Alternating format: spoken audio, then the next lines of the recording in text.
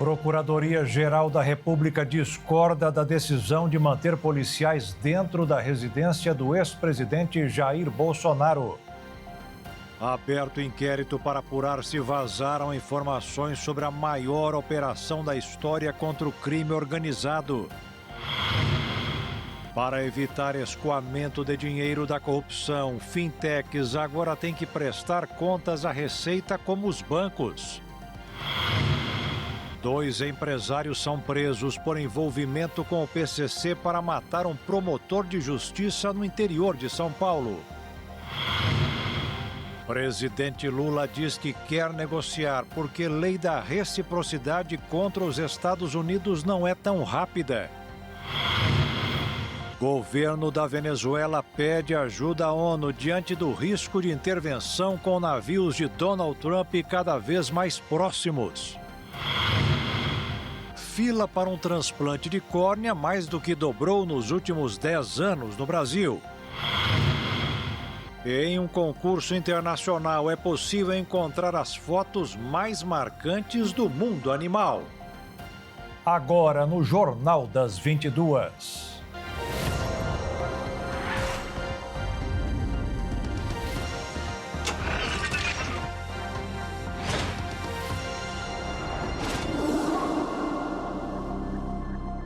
Olá, boa noite.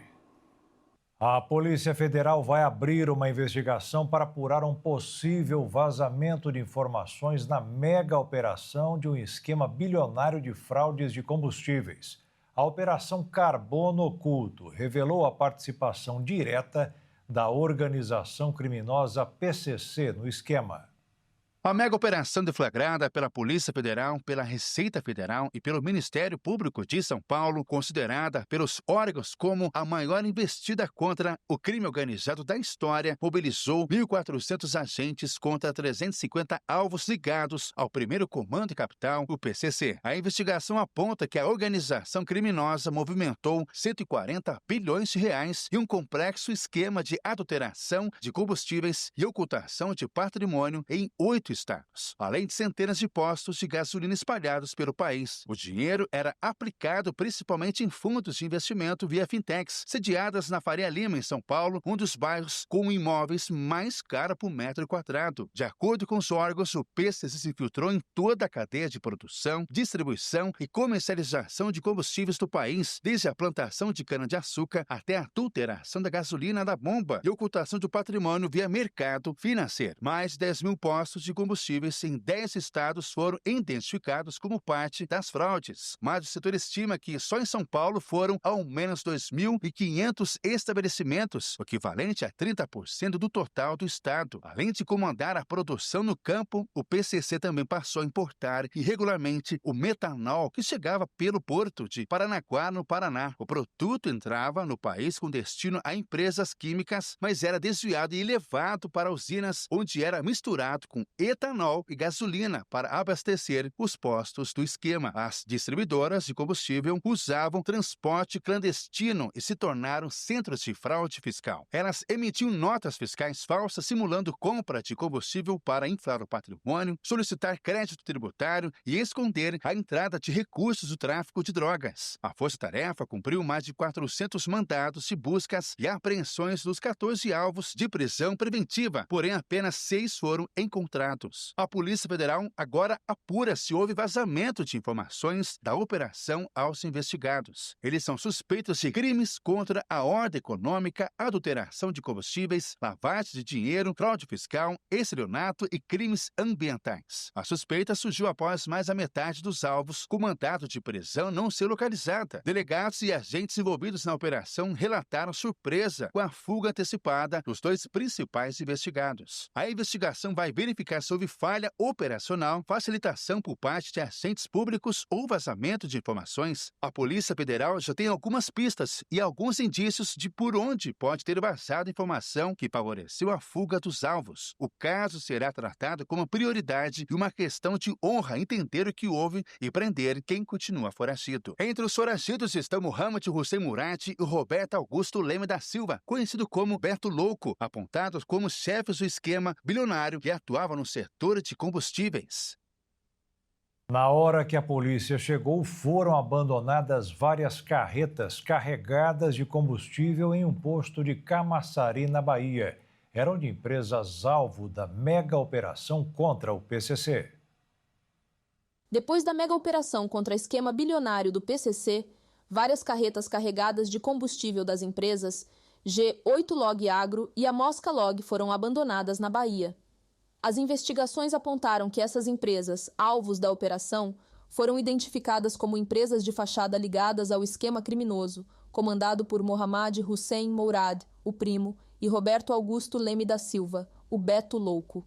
Eles ainda estão foragidos. Criada em fevereiro do ano passado, a G8 Log atua no transporte de cana-de-açúcar e etanol para usinas do grupo Itajobi, mas funciona como parte de uma rede usada para ocultar patrimônio e mascarar a real propriedade dos ativos. Seus veículos estão registrados em nome da Blue Star Locação de Equipamentos, também considerada empresa de fachada.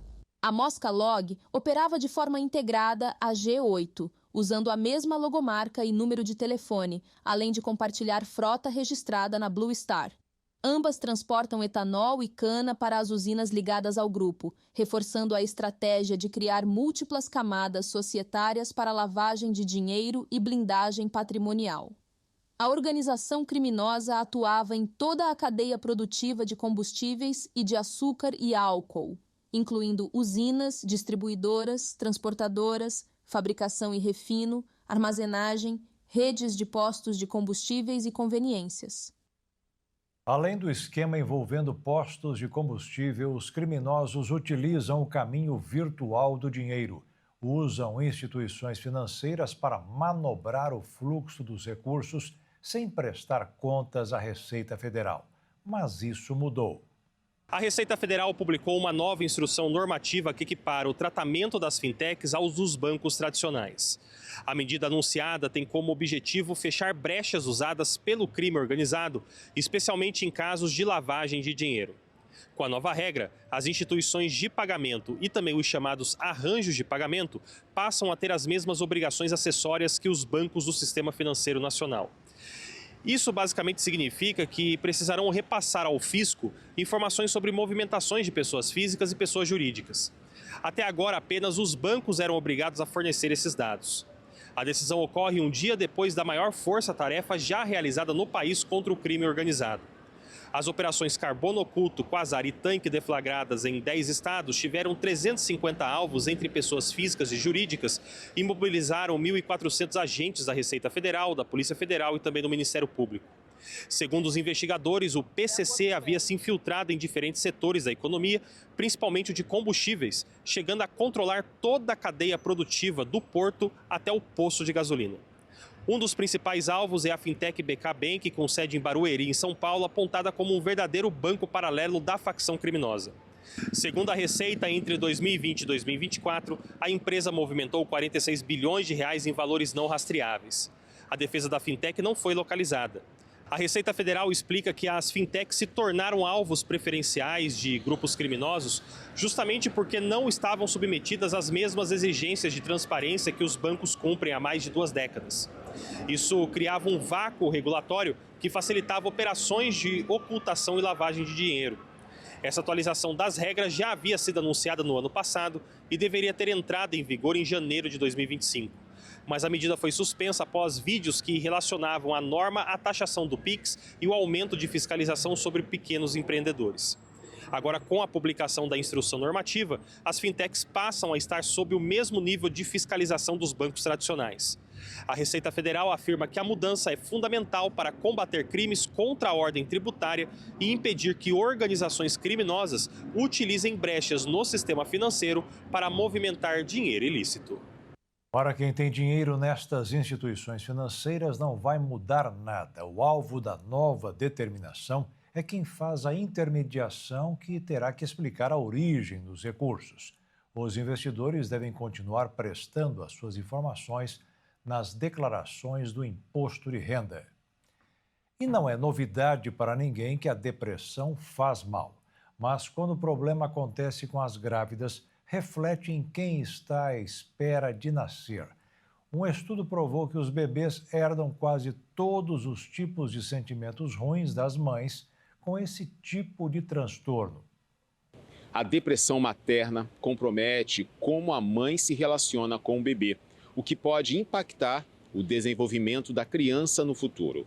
A falta de pesquisas sobre os impactos da depressão na parentalidade motivou a equipe brasileira da Universidade Federal de Pelotas a conduzir uma revisão sistemática de artigos sobre o assunto publicado nos últimos 10 anos. De forma geral, a análise revela que os sintomas depressivos na mãe, como tristeza, solidão, irritabilidade, sentimento de incapacidade e baixa autoestima, são associados a menor envolvimento, comprometimento e prazer ao interagir com o bebê. Essas mães ainda podem adotar práticas educativas chamadas coercitivas ou punitivas, que incluem a expressão de sentimentos como raiva, tristeza, hostilidade e até agressão física e verbal. Tudo isso pode prejudicar o desenvolvimento cognitivo da criança. Se uma mãe manifestar sinais de humor deprimido, falta de vontade ou prazer na maior parte do tempo por 2 semanas, vale ficar alerta. A depressão materna é um problema sério para a mãe e a criança. E o médico obstetra é uma chave importante para detectar esses sinais desde o pré-natal até o puerpério. Por isso, é essencial o acompanhamento adequado de profissionais de saúde. Além do médico, toda a rede que está em torno da mãe,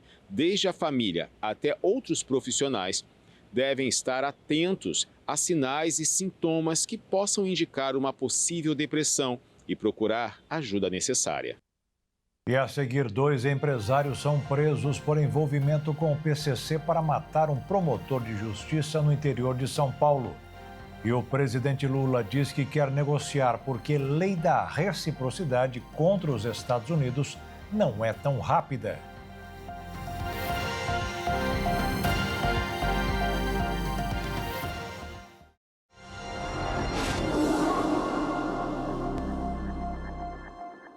O presidente Luiz Inácio Lula da Silva disse hoje que está aberto ao diálogo. A declaração foi feita logo depois do anúncio da abertura de procedimentos para aplicação da lei da reciprocidade aos Estados Unidos.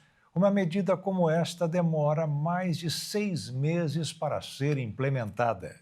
O governo brasileiro agiu em resposta ao tarifaço de 50% imposto pelos Estados Unidos sobre produtos nacionais. O presidente Lula autorizou o Itamaraty a acionar a Câmara de Comércio Exterior para iniciar consultas e investigações com base na chamada Lei da Reciprocidade Econômica. Essa lei, sancionada em abril, cria um instrumento para que o Brasil possa reagir a medidas unilaterais que prejudiquem a competitividade da produção nacional. As respostas previstas vão desde tarifas adicionais sobre produtos americanos, suspensão de concessões comerciais e até a restrição de direitos de propriedade intelectual, como a quebra de patentes em áreas estratégicas. O ministro das Relações Exteriores, Mauro Vieira, destacou que o Brasil não pretende transformar a disputa em um confronto político. A intenção é dar uma resposta técnica e formal semelhante à utilizada pelos Estados Unidos na chamada Seção 301, recurso usado pelo então presidente Donald Trump em diferentes ocasiões contra parceiros comerciais. O vice-presidente Geraldo Alckmin, ministro do Desenvolvimento, Indústria e Comércio, participou das discussões à distância enquanto cumpria a agenda oficial no México. Segundo ele, a iniciativa busca abrir canais de negociação, já que até agora os norte-americanos têm evitado qualquer tipo de diálogo direto com Brasília. Na prática, o processo pode levar até 210 dias para ser concluído, prazo previsto em lei. Mas existe a possibilidade de acelerar etapas de acordo com a avaliação dos ministérios envolvidos. O Brasil também recorreu à Organização Mundial do Comércio num processo que pode resultar na abertura de um painel internacional contra Washington.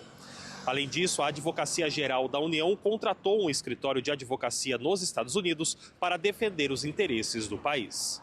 Setores como o agrícola, o farmacêutico e o de óleo e gás estão entre os mais afetados pelas tarifas americanas e devem ser os primeiros avaliados pela Câmara do Comércio Exterior. Apesar da abertura desse processo, o presidente Lula reforçou que não tem pressa em aplicar medidas de retaliação. Em entrevista para a Rádio Itatiaia de Belo Horizonte, disse que prefere negociar diretamente com o governo americano, mas deixou claro que, se não houver disposição ao diálogo, o Brasil tem instrumentos legais para reagir. Lula adiantou ainda que pretende levar o tema para seu discurso na Assembleia Geral da ONU em setembro, junto com a defesa da democracia e do multilateralismo. Não, eu tomei a medida porque nós temos que andar o processo. Se você for tentar andar na forma, sabe, que todas as leis exigem, o comportamento da Organização Mundial do Comércio, o comportamento das regras, você vai demorar um ano. Então nós temos que começar, nós já entramos com um processo na Organização Mundial do Comércio. Então nós temos que dizer para os Estados Unidos que nós também temos coisa para fazer contra os Estados Unidos.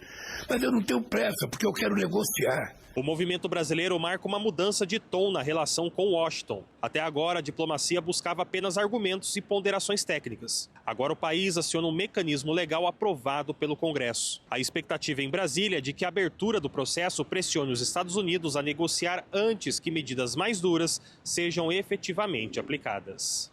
Um tribunal de apelações de Washington considerou hoje ilegais a maioria das tarifas impostas pelo presidente Trump. Segundo a decisão, o presidente utiliza o mecanismo como instrumento político para pressionar os governos a renegociarem acordos.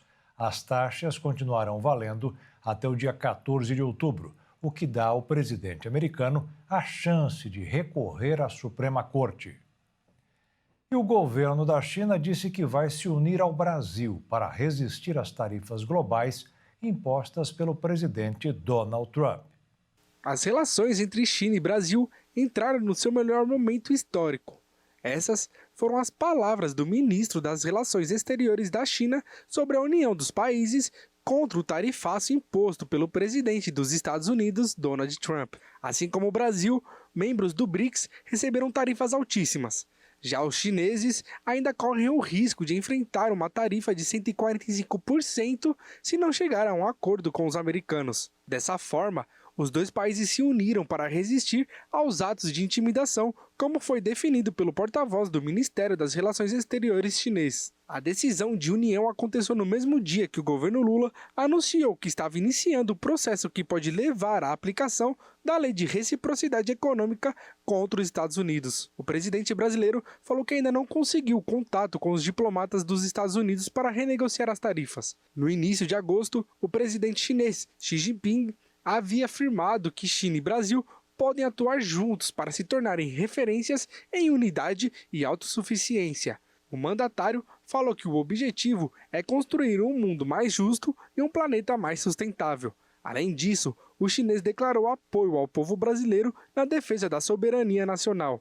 As declarações das conversas telefônicas entre Lula e Xi Jinping foram divulgadas por uma agência estatal chinesa e confirmada pelo Palácio do Planalto, que ainda informou que a ligação durou cerca de 1 hora. As conversas acontecem desde o último encontro dos líderes em Pequim no ano passado. Na ocasião, Lula afirmou que a China e o Brasil estavam decididos em se unir contra o unilateralismo e o protecionismo, se referindo ao governo de Trump e ao tarifaço. O governo propôs hoje que o salário mínimo do ano que vem seja de R$ 1.631. O reajuste de 7,74% está previsto no projeto de lei orçamentária enviado hoje ao Congresso. O valor não é definitivo, depende da inflação fechada do ano, que será divulgada em janeiro. 59 milhões de brasileiros dependem do mínimo.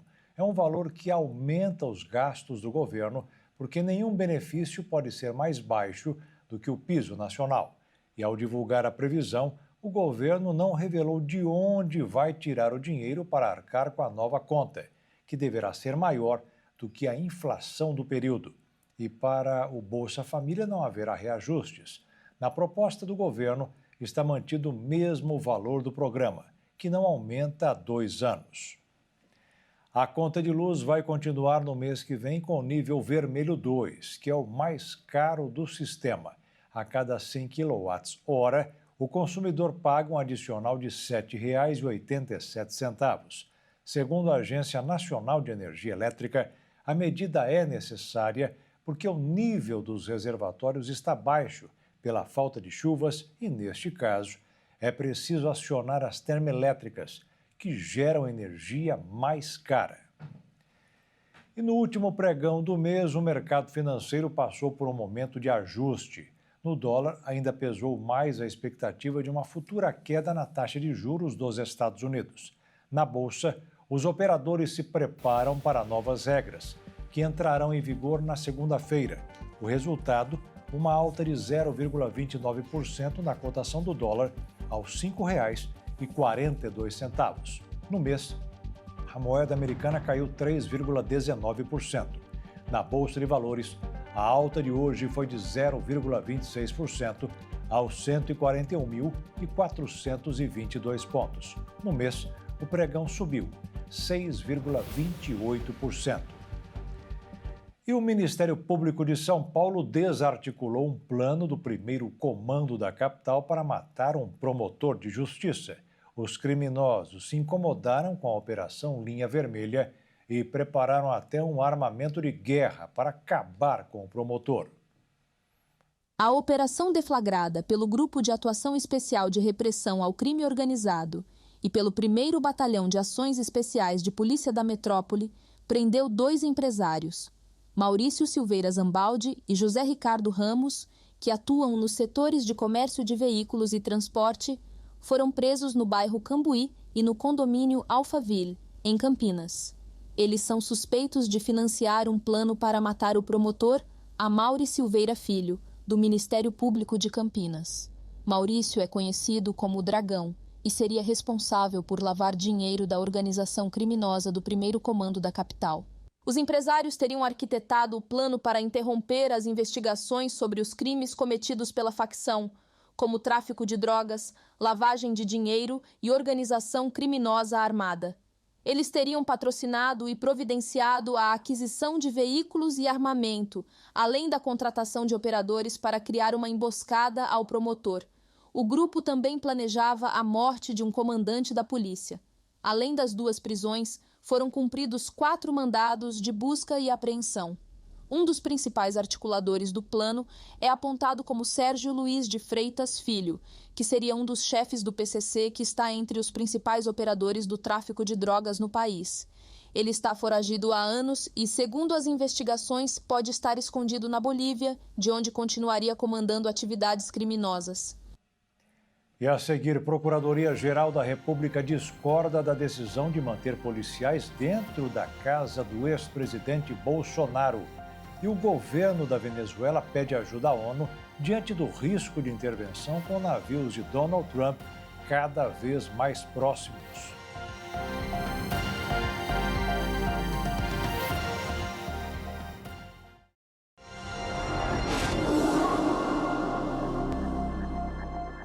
O Supremo Tribunal Federal recebeu até agora mais de 3.000 pedidos de pessoas interessadas em acompanhar o julgamento do ex-presidente Jair Bolsonaro. Ele sentará no banco dos réus junto com mais 7 pessoas a partir da próxima terça-feira. O Supremo Tribunal Federal recebeu 3.357 pedidos de pessoas interessadas em acompanhar presencialmente o julgamento do ex-presidente Jair Bolsonaro e dos outros 7 réus do Núcleo 1 da trama golpista no início da semana que vem. Apesar do grande número de inscritos, somente os primeiros 1.200 pedidos serão atendidos, devido à limitação de espaço. Os contemplados vão acompanhar o julgamento na sala da 2ª turma da Corte, por meio de um telão. O espaço na primeira turma, onde será o julgamento, será destinado somente aos advogados réus e aos profissionais de imprensa. A Corte também recebeu 501 pedidos de credenciamento de profissionais da imprensa nacional e internacional interessados em cobrir o julgamento. Bolsonaro e os demais réus respondem pelos crimes de organização criminosa armada, tentativa de abolição violenta do Estado Democrático de Direito, golpe de Estado, dano qualificado pela violência e grave ameaça de deterioração de patrimônio tombado. Em caso de condenação, as penas podem passar de 30 anos de prisão. Os réus do Núcleo 1, denunciados pela Procuradoria-Geral da República sobre a tentativa de golpe de Estado em 2022, são o ex-presidente da República, Jair Messias Bolsonaro, o ex-diretor da Agência Brasileira de Inteligência, ABIN, Alexandre Ramagem, ex-comandante da Marinha, Almir Garnier, ex-ministro da Justiça, Anderson Torres, ex-ministro do Gabinete de Segurança Institucional, Augusto Heleno, ex-ministro da Defesa, General Paulo Sérgio Nogueira, ex-ministro-chefe da Casa Civil Walter Braga Neto, o ex-ajudante de ordens de Jair Bolsonaro, tenente-coronel Mauro Cid. Hoje, o Procurador-Geral da República, Paulo Gonet, enviou ao ministro do Supremo Tribunal Federal, Alexandre de Moraes, o parecer contrário ao pedido da Polícia Federal para que agentes permaneçam no interior da casa do ex-presidente Jair Bolsonaro 24 horas por dia. O ministro Alexandre de Moraes pediu parecer da Procuradoria-Geral da República após receber um ofício enviado pelo diretor-geral da Polícia Federal após a determinação para que a Polícia Penal do Distrito Federal faça o monitoramento do ex-presidente, que está em prisão domiciliar com uso de tornozeleira eletrônica. No ofício, a Polícia Federal alertou que o sinal da tornozeleira pode falhar, o que permitiria tempo hábil para que o custodiado empreendesse uma fuga. A manifestação enviada ao Supremo Tribunal Federal, Paulo Gonet, avaliou que não é preciso agravar a situação do ex-presidente neste momento. No entanto, o procurador se manifestou favorável ao reforço da segurança nas proximidades da residência e na entrada do condomínio onde o ex-presidente mora. O filho do ex-presidente, o deputado federal Eduardo Bolsonaro, do PL de São Paulo, quer concorrer à presidência. Ele disse que se o pai não puder concorrer, ele pretende fazer uma campanha virtual direto dos Estados Unidos. O deputado Eduardo Bolsonaro afirmou que poderá ser o primeiro candidato à presidência da República do Brasil que fará uma campanha virtual diretamente dos Estados Unidos, onde mora desde o início do ano, caso seu pai, Jair Bolsonaro, não possa se candidatar. Em março, o deputado pediu licença do cargo por 120 dias e voltou a exercer o mandato oficialmente em junho, mas sem retornar ao Brasil. Eduardo enviou um ofício à Câmara dos Deputados solicitando autorização para exercer o seu mandato parlamentar remotamente e argumentou estar impossibilitado de retornar ao Brasil devido a uma suposta perseguição política. O presidente da Câmara, Hugo Mota, se opôs ao ofício, mas Eduardo continua a fazer pressão para que seja autorizado o trabalho remoto, além da continuidade do pagamento de salários aos assessores e a manutenção de seu gabinete. O deputado é acusado pelo Supremo Tribunal Federal, que apura a possível prática de crime contra a soberania nacional por articular contra o judiciário brasileiro e em favor de sanções contra o país. Bolsonaro está inelegível até 2030 por causa de 2 ações julgadas pelo Tribunal Superior Eleitoral. No STF, o ex-presidente é réu e ainda aguarda julgamento por tentativa de golpe de Estado. Ainda que o Supremo não condene Bolsonaro no julgamento do golpe de Estado, isso não interferiria com as decisões de inelegibilidade do TSE. Eduardo Bolsonaro também não descartou a possibilidade de deixar o Partido Liberal, caso o governador de São Paulo, Tarcísio de Freitas, do Republicanos, se filie ao PL. O chefe estadual é cotado como possível presidenciável e herdeiro do espólio eleitoral de Jair Bolsonaro. As forças de defesa de Israel declararam a cidade de Gaza uma zona de combate perigosa. Militares se preparam para invadir e controlar o território. E no próximo domingo, vários barcos deverão zarpar de Barcelona, na Espanha, rumo a Gaza, para ajudar as pessoas que passam fome. A mobilização é da Flotilla Global Sumud, batizada com a palavra que em árabe significa resiliência. Os organizadores afirmam que a ação reunirá participantes de 44 países diferentes, incluindo políticos europeus. Cerca de 700 pessoas devem se integrar ao movimento. Antes da saída da flotilla, prevista para amanhã de domingo, as embarcações partem de Barcelona, Espanha, e vão passar por mais outros 3 portos no mar Mediterrâneo, sem paradas previstas. A expectativa é que outros barcos se juntem à flotilla. Serão levados alimentos não perecíveis, filtros para a água, medicamentos, próteses e fórmulas infantis. Em maio, uma primeira tentativa de levar ajuda a Gaza foi interceptada pela Marinha israelense.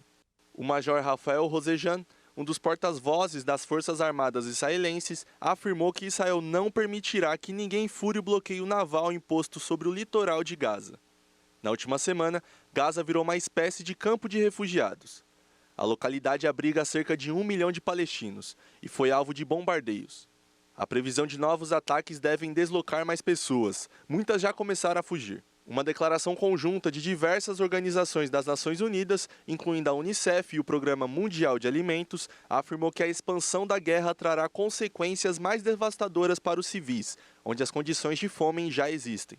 O texto destaca que muitas pessoas, em especial crianças doentes e desnutridas, idosos e pessoas com deficiência, não vão conseguir deixar a região. A classificação de fome do IPC afirmou que mais de 500 mil de pessoas na faixa de Gaza enfrentam fome, miséria e morte. Mais de 1 em cada 3 pessoas, o que corresponde a 39%, indicou passar dias sem comer, e pais pulam refeições para alimentar os filhos. O primeiro-ministro de Israel, Benjamin Netanyahu, afirmou que o ataque à cidade de Gaza vai acontecer em paralelo às negociações para um cessar-fogo, mas o processo está paralisado. Tel Aviv não respondeu a uma proposta de trégua que o Hamas aceitou, que inclui uma pausa de 60 dias nos combates e a libertação parcial de 10 reféns vivos e 18 corpos. Para Netanyahu, o ataque é a melhor forma de enfraquecer o Hamas e pressionar o grupo a devolver os reféns. Muitas famílias dos sequestrados discordam e temem que isso coloque as vidas dos seus parentes em risco, tanto que muitos israelenses saíram às ruas para exigir a assinatura de um acordo e o fim da guerra. O governo da Venezuela pediu a ajuda da ONU. Os navios de guerra e um submarino nuclear enviados por Donald Trump como um sinal de tentativa de intervenção no país já chegaram ao sul do Caribe. Pelo ritmo, a frota deverá chegar até o início da próxima semana. De acordo com informações da Casa Branca, a frota inclui navios como US San Antonio, os Iwo Jima e os Fort Lauderdale. As embarcações estão transportando 4.500 militares, incluindo 2.200 fuzileiros navais.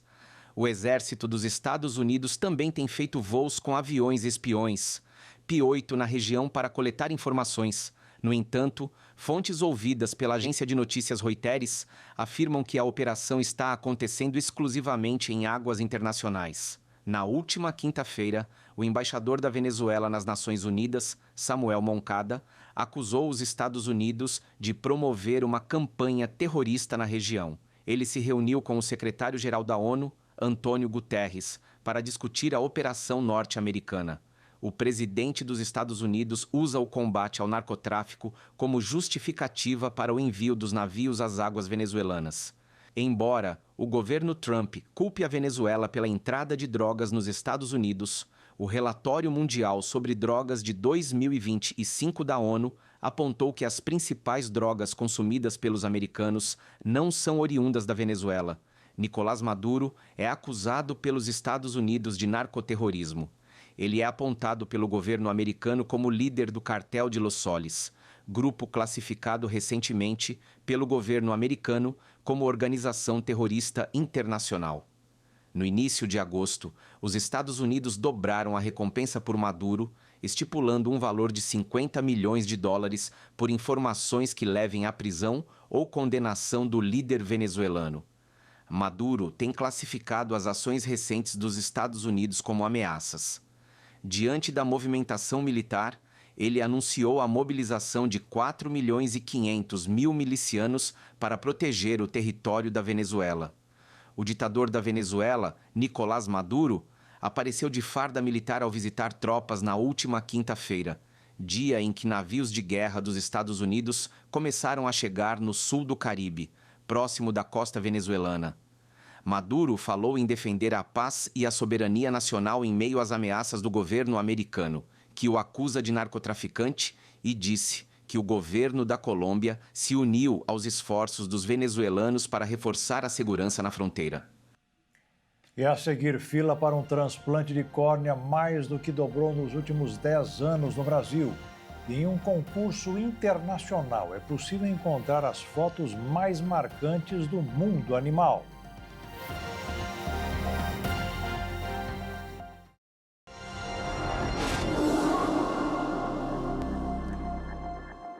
Quem mora perto de árvores, além de respirar um ar mais puro, pode estar fazendo bem aos seus filhos. O desenvolvimento das crianças melhora perto do verde. Além disso, elas terão maior facilidades de aprendizado.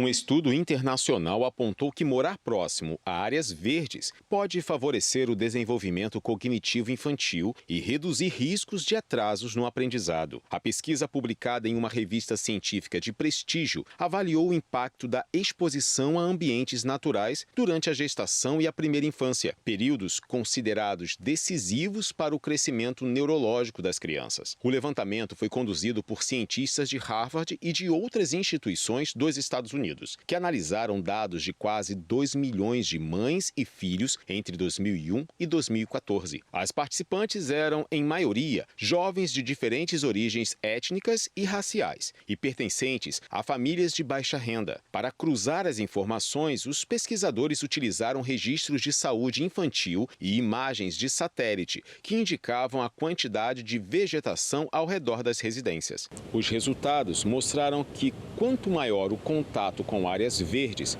menores as chances de transtornos de desenvolvimento, como dificuldades de aprendizagem, déficits de atenção, problemas motores e comportamentais.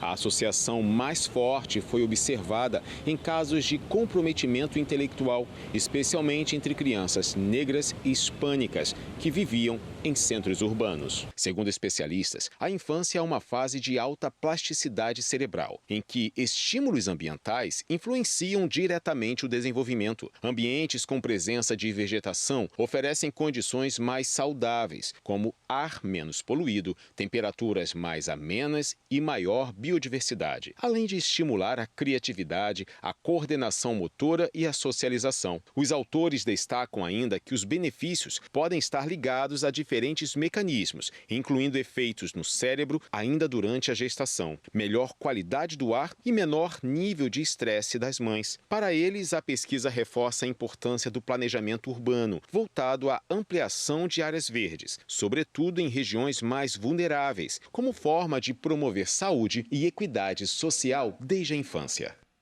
Hoje foi dia de ação social na região da Cidade de Deus, no Rio de Janeiro. Além do oferecimento de ajuda às pessoas com vícios ou desempregadas, foram desmontados acampamentos irregulares e recolhidas 5 toneladas de materiais que seriam utilizados para a construção de novas moradias.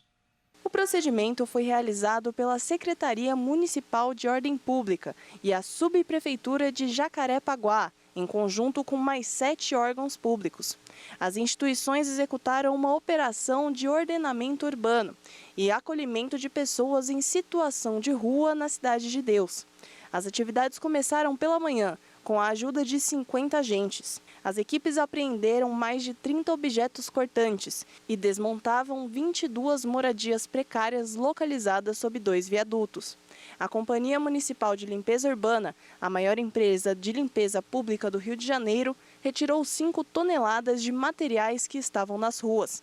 Além do ordenamento urbano, a ação tinha como objetivo conversar com as pessoas que queriam ajuda para abandonar o vício em drogas, ou as que estivessem em busca de oportunidade de emprego. Os assistentes sociais abordaram cerca de 20 pessoas, mas nenhuma aceitou o acolhimento nos abrigos do município. O ordenamento urbano é um conjunto de ações que controla a forma que um território cresce, prevenindo a ocupação inadequada. Além disso, tenta tornar o ambiente mais habitável e funcional para a população. Segundo o secretário da Ordem Pública, Marcos Belchior, a Prefeitura vai continuar com as operações na área para impedir a construção de novos acampamentos sob os viadutos. O subprefeito de Jacarepaguá, Igor Augusto, disse que a instituição já atua regularmente na região, com ações de ordenamento, acolhimento e limpeza. O tempo de espera por um transplante de córnea no Brasil mais que dobrou nos últimos 10 anos. Nos 6 primeiros meses de 2025, a média de espera já chegou a mais de 1 ano. Enquanto em 2015 uma pessoa aguardava em média 174 dias para receber o órgão, em 2024 subiu para 374 dias. Nos 6 primeiros meses de 2025, a média já chegou a 369 dias. Nos últimos 10 anos, foram realizados mais de 150 mil transplantes de córnea no país. São Paulo liderou com mais cirurgias, seguido por Ceará, Minas Gerais e Paraná. Os estados com menor número de procedimentos foram Acre, Tocantins e Alagoas. O estado com maior tempo de espera foi o Rio de Janeiro, com uma pessoa esperando quase 4 anos pela cirurgia. O de menor tempo foi o Ceará, com menos de 2 meses. O Ministério da Saúde informou que está na fase final de atualização do regulamento técnico do Sistema Nacional de Transplantes, que não passava por uma revisão há 15 anos. Neste ano, também foram feitos reajustes em procedimentos de córnea, cujos valores não eram atualizados desde 2003. Todos os processos ficaram mais caros. O Sistema Único de Saúde registrou em 2024 cerca de 30 mil cirurgias, sendo mais de 17 mil transplantes de córnea. O Brasil tem mais de 31 mil pessoas inscritas na fila de espera para fazer a cirurgia de transplante de córnea. E a população na fila é majoritariamente feminina, e quase metade delas tem 65 anos ou mais. Há pouco mais de 2 meses para a COP30, 61 países confirmaram presença na conferência, um aumento de 30% em relação ao balanço divulgado na semana passada, quando apenas 47 das 196 delegações tinham acomodações garantidas.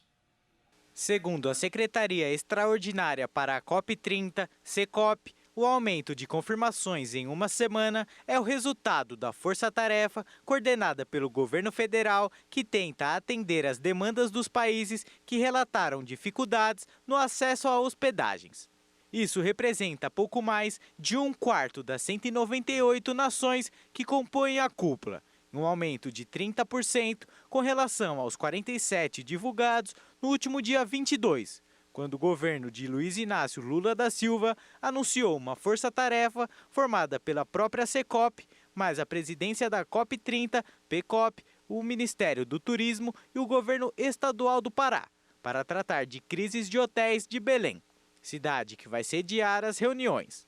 Nesta quinta-feira, Ana Toni, diretora executiva da COP30, antecipou que a situação já melhorou bastante. Em participação na Rio Climate Action Week, um dos eventos pré-COP, ela disse que houve sinalização positiva de mais países sobre as hospedagens em Belém na reunião de ministros e ministras da América Latina e Caribe no início da semana no México, quando a logística para a COP foi um dos temas abordados. O primeiro balanço de países confirmados foi anunciado pelo próprio governo brasileiro, há uma semana após uma reunião com a Convenção Quadro das Nações Unidas sobre Mudanças Climáticas.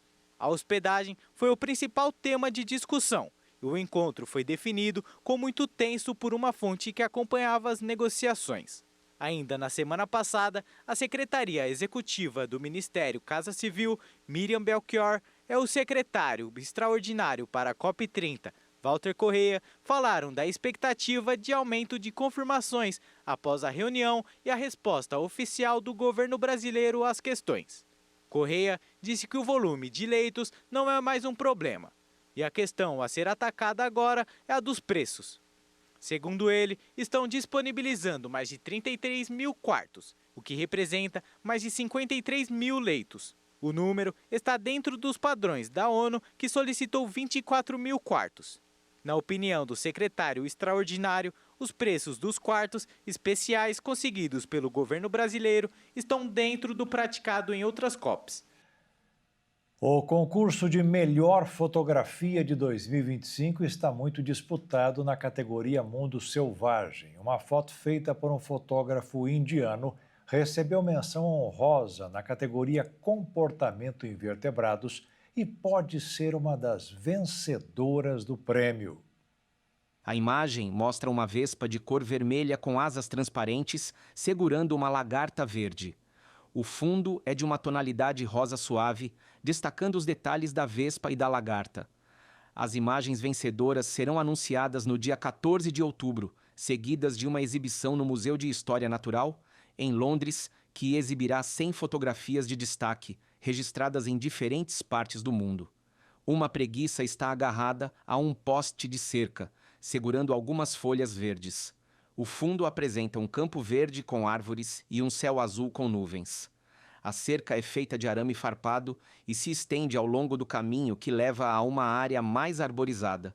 Com a fragmentação de seus habitats devido ao desmatamento, as preguiças são forçadas a se arriscar em travessias pelo solo para alcançar a próxima árvore, o que as deixa vulneráveis. A imagem mostra uma colônia de pinguins em uma plataforma de gelo localizada em uma região ártica. Os pinguins estão alinhados ao longo da borda do gelo, que se eleva em relação ao mar. A água ao redor apresenta blocos de gelo flutuantes e uma tonalidade azulada. O céu está nublado, com tons de cinza e azul, sugerindo um clima frio e inóspito. Depois de passar 2 meses observando a colônia, ele viu que a maioria dos filhotes usava rampas naturais de gelo para descer de forma segura até o mar, mas o grupo fotografado perdeu essa rota. Deixados por conta própria, os jovens pinguins imperadores acabam tendo que saltar para dentro do oceano gelado em sua primeira tentativa de se alimentar. Um cervo macho com grandes galhadas está em pé em um campo coberto de grama seca.